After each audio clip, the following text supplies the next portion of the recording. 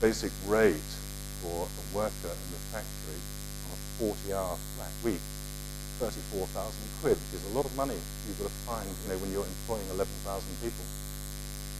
Terry Porsche said that the solution is not to move to a low-wage economy and really relocate the entire factory, but to stay put and work the problems out from home, which we are just not doing in this country, which is a damn shame. And so it goes on. Anyhow, back to rallying just for a little while. 1950s, Porsche 356, wonderful car in many ways, developed from the VW Beetle, of course. But things had to come slowly, and Terry Porsche was a wonderful man in many ways. He wasn't a terribly gifted engineer like his father, but he was a very good man with people in man management, and he was quite a good economist. And he didn't get many things wrong, a few.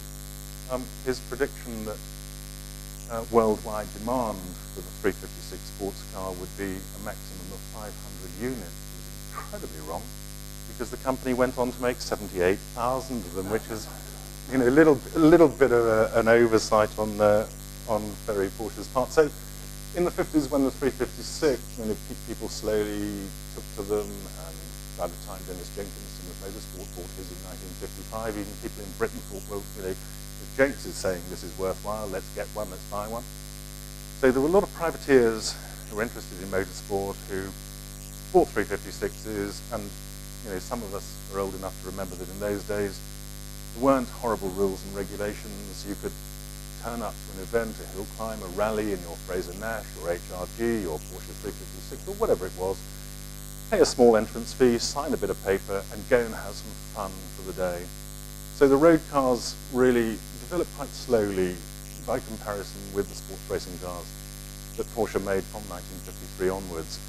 And Terry Porsche quite naturally steered the company in the direction of sports racing cars for the rather obvious reason that there's more mileage in it.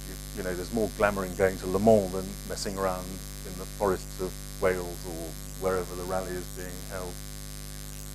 So those people who became serious about rallying, obviously quite wealthy people who could afford to wreck their Porsches in a weekend and buy a new one for the next weekend. A few of them did receive work support from the factory with parts and servicing and all the rest of it. Am I boring people to death?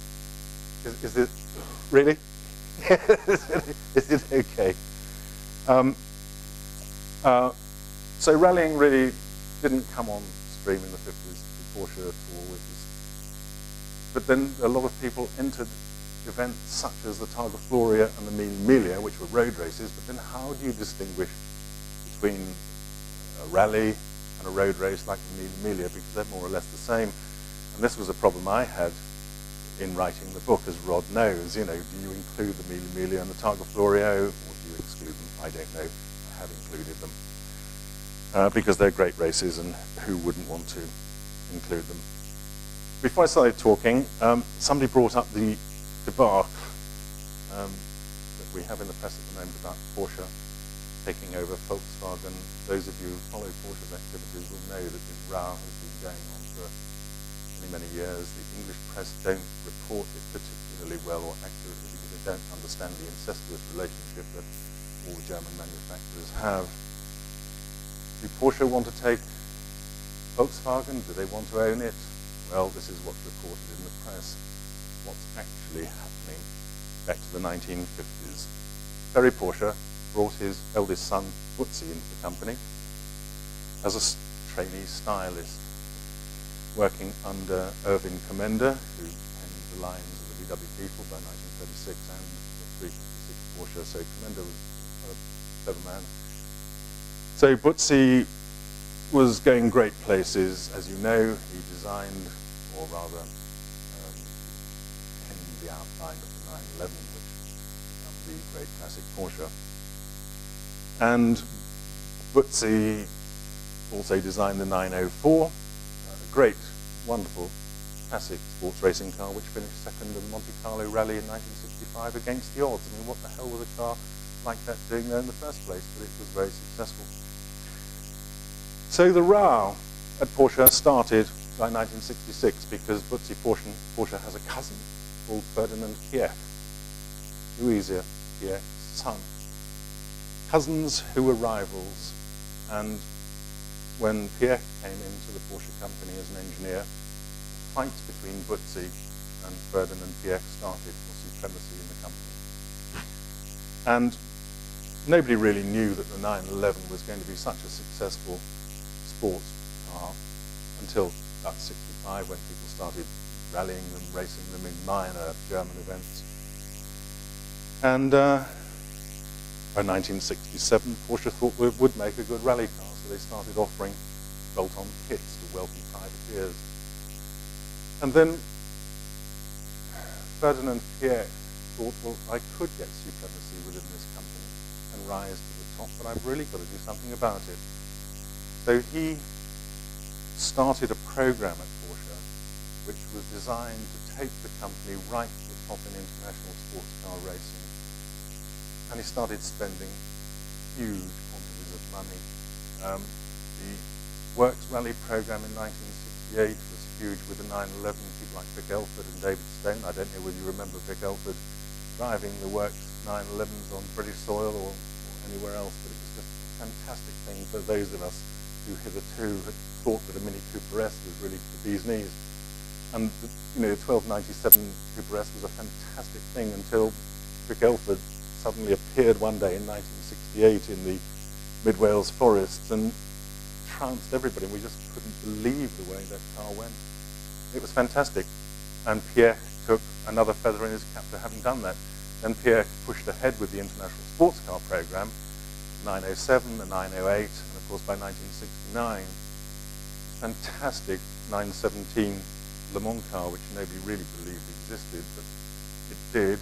And it was just so amazing when it was announced, as many of you will remember. It had been kept wholly secret. It was rushed through in double quick time, and it was hugely expensive. And to recoup some of the research and development, Porsche, as you know, offered the non-works cars to privateers. And just to put the 917's expense into context, I live in Herefordshire, which is miles that way near the Welsh border. And in 1969, you could buy a 3-bedroom semi-detached house in Hereford for £3,000 at a time that the Dino Ferrari 246 is just over £6,000. The Daytona Ferrari, which was launched in '68, was just over £8,000, 8,162 I think it was. And a Rolls-Royce Silver Shadow was nearly £10,000. The Porsche 917, if you wanted to buy one from the factory, was £120,000. It's a staggering quantity of money.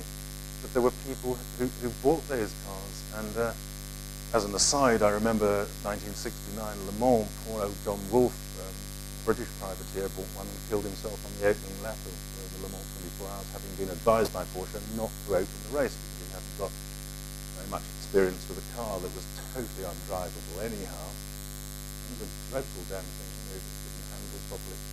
Which brings me on quite nicely to another comparison between Germans and British engineers.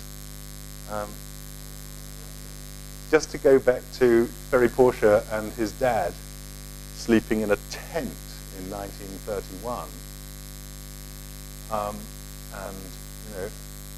British counterpart in this day and age flying around in a helicopter, which is all very nice if it can be afforded, but if it can't, that's a different thing. I'm sure you all know the story that when Porsche, Rico Steinem and the team manager took the 917s to Le Mans in '69, the first people that went out in them, the Delta included, couldn't drive them. They were just frightening, terrifying machines, particularly Mulsanne. The kink halfway down the circuit, the Porsche 917s were the only cars that couldn't be driven flat